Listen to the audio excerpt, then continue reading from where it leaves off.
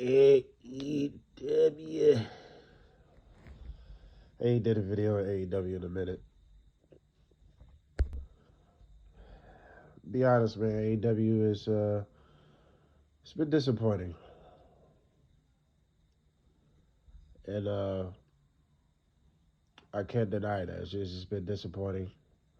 Not particularly the shows lately or anything. It's just that last Dynasty really let me down and it put a sour taste in my mouth. I really wanted Swerve to win the championship because I just thought it was time to swerve in a different direction. I fuss with John Moxley, but I'm over John Moxley being the champ, and I really don't like the idea if Darby is down the line because they have not. Hell, where the hell is Darby? I hope he is well doing his fucking Mount Everest shit. It's gonna be hella. That's gonna be some fire footage, though. I know that. You get that complete and all that. Wish him the best. But you know, I want Darby to be champ, but I just think it should have been Swerve. It should have been Heyman. And then Darby could have still eventually got into it. But my point really I'm getting to is we are 5 to 6 years later, and there are guys that was from the beginning that are still trying to climb the ranks. How is Moxley a 4-time world champ? Arguably, yes, he's original, but he was already a star before he walked through the door. Why he got the push he got. You don't get a push like that just because they think you got potential. If that was the case, then Hangman should have been world champ, the first world champ ever. Exactly my point. So, why is it Hangman's been a one-time world champ? Kenny Omega, one time. Kenny Omega is like the face of AEW, the unsung face of AEW, right? He's the guy that anybody that's been following New Japan or Kenny Omega in general, right? I can't say I followed New Japan. I only start even checking for New Japan because of Kenny Omega. That's just a fact. So basically, I became a fan of him off of that. And even more when we finally got him in the States in the AEW realm, right? When AEW became a thing. This guy should have been a 4 to 5 time world champ by now. Yes, he's the second longest world champion in history. So it's not like he's left out of the wilderness. But it's just mind-boggling to me a little bit that the focus is on guys that are already established, which brings me to my other thing that I can't unsee at this point. AEW is WWE's talent pool at this point. There are so many people that has left within these short amount of years. Since 2022 is when everyone just started leaving, right? Because everybody thought the grass was so greener. It's oh my God. CM Punk cut some amazing promos that really bit him in the ass. The whole kissing up to the whole AEW alumni trying to fit in with that crowd, boy, that you look back at some of that, you can't help but cringe. Because look where he's at. Look where Malachi's at. Rusev, Andrade, Jade Cargill, Ricky Starks. It's so many people. Ethan Page. And we're going to have the Lucha Brothers. Bro, out of all them, the Lucha Bros, you couldn't convince me the Lucha Bros was ever going to end up in WWE.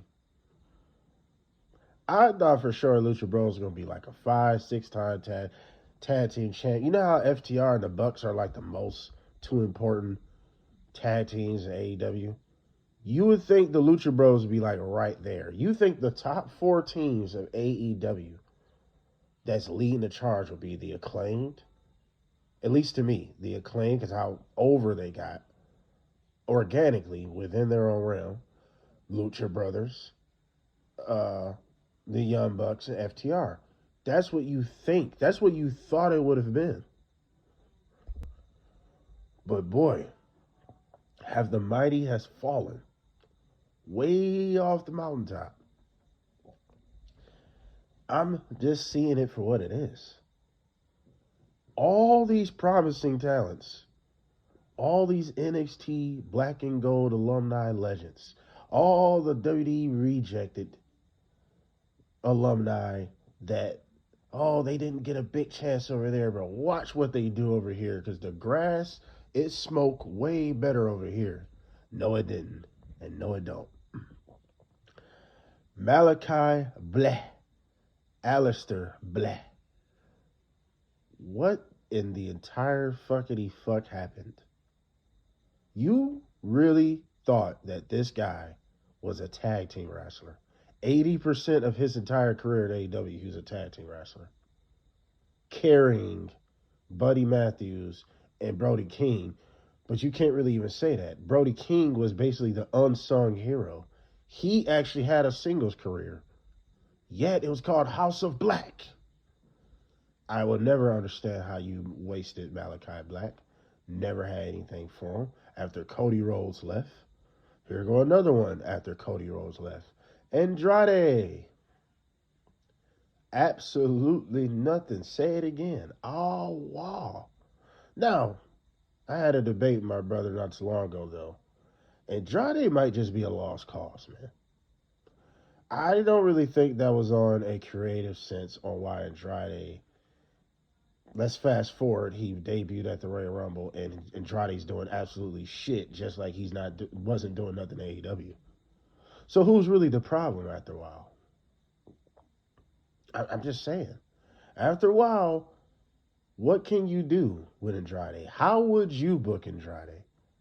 Because one of Andrade's biggest problems is, to this day, he do not have the English down pat. But we expect so much out of him. He needs a mouthpiece. It's that simple. When he was with Zelina Vega, that was the highlight of his career. That's what he needs until he can learn some damn English. Because other than that, he comes out there with the cool suits. He got the Batman villain black mask. That's it. What has he literally done different in WWE? I'll wait. So this is an Andrade problem. I know I'm kind of going off the limb, but let's go off Miro. Now look what they did with Miro. Miro, a.k.a. Rusev, oh my God, I can't believe how they really dropped the ball with this dude. The Redeemer gimmick was so fucking fire, bro.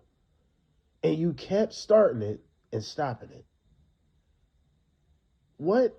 Oh, boy. You know, before screenshots was a thing, before DVR was a thing, back in the day, if you wanted to see a scene, you had to stop and pause it. You had to stop and, you know what I'm saying? If you wanted to see a scene in slow motion, you had to stop it with the remote or the DVD. That's what Tony Khan did with Miro's whole entire career. Stop and start. Stop and start. I don't understand it.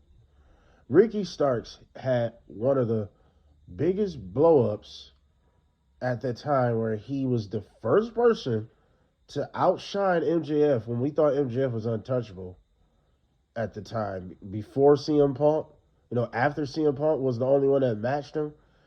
Because really, CM Punk was the standard as far as AEW go. We thought, could MJF match him, basically, right? And he proved without a shadow of a doubt, he's on the same playing field as CM Punk. But we thought nobody could touch MJF on the mic, besides veterans, legends, Jericho and shit. Ricky Starks, we knew he was good, but when he really just shitted on MJF, oh my God, that was the moment we all was like, yo, they got their own version of Rock and Stone Cold right here. They got their own version of Rock and Stone Cold right here. These guys should run it back. Never run it back. Ricky Starks never touched the world title scene after that ever again.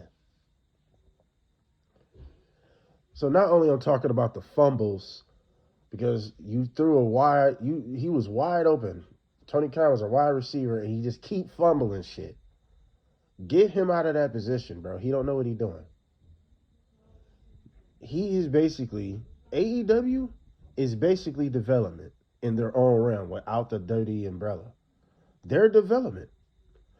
It seems like everybody's there is just gearing up to go to WWE. I am at the point, I'm not going to be surprised if MJF leaves in a couple of years. I'm not going to be surprised if Britt Baker don't leave very soon. It's a crumbling ship, bro. Not completely crumbling because there's a billionaire backing, but it's NXT on steroids. It's basically development for WWE. Look at all the people. Jade Cargill, you created her and you let her go. Not really is up to your decision. She made a decision. Everybody wants to go to WWE. But AEW is supposed to be the place to be. That was supposed to be the place to be, man. It ain't like Tony Khan ain't got the money. But when it comes to business, when it comes to resource to build your career, AEW ain't the place. And everybody clearly sees that. You're going to have some people that are going to be in their stubborn ways that will never go to WWE because that's how much they want to believe in AEW. But if you want to make your career any better or bigger, WWE is the place to go. AEW still has a chance, but it don't look like they're ever going to fix that problem of being the place to be. Because now it's just development. It's just development. Look at Paige, Saraya. Why did you bring in Saraya again? All these WWE rejects that did absolutely nothing. So many of them. Nothing. And you got so many originals that are on the back burner. Let me even go as far as like another original. Fucking Aaron Solo. If you remember who that even is. Never did shit with this dude. Darius Martin, still in the same position. He still got the same fade. Nothing different with none of these guys. Everybody from the original days seems like they are still trying to make it to a high level. Still. Let's even go with someone like Swerve. Swerve, yes, he was in WWE, but I don't count WWE as a big break. He was NXT North American champ. That's development. He didn't get a career on the main roster. Ricochet, totally different. Ricochet had a career. Totally different. Say that Toni Storm, she didn't get a big break on the roster. She was NXT UK champion. That's even under NXT. Those things do not count as big breaks. With them two, they got them two right. But you mean to tell me we had a chance to make Swerve a two-time world champ? Everybody wanted this. Everybody wants the Hangman and Swerve feud, which is like the best feud in AEW's history. But you don't pivot and do what makes sense. Because the WWE Rejects has to be the center of attention. This is TNA all over again. I love the Hurt Syndicate because I love the fact that we hurt people. But, bro, these guys are in their 50s. Come on, bro. And they're more over and they're more exciting than everybody else. That's a problem. That's a problem. We should be at a point that AR Fox is credible somewhere. We should be at that point where your original guys that never got a big break nowhere should be the forefront. But they're not. Because this is development for WWE. That's all AEW is at this point. It's development. It's the retirement home for the WWE Rejects, and it's development for stars that want to go further, go to WWE. Just go to AEW first to get some reps, but then go to WWE. That's what it seems like. So what do y'all think of this? Like, share, subscribe, dislike, all of the good shit. Is the AEW the development for WWE, or am I looking at this wrong? I don't know. I'm not saying it's over for AEW. That don't mean it's over, but it's just a fact. If you look around, everyone is leaving. And in WWE, everyone's watching. Who's going to cross over now? Because everybody wants to go to WWE or go back to WWE. All them people went over there hoping like, yeah, this is going to be the shit. And boom. Boy, was they wrong. We are out.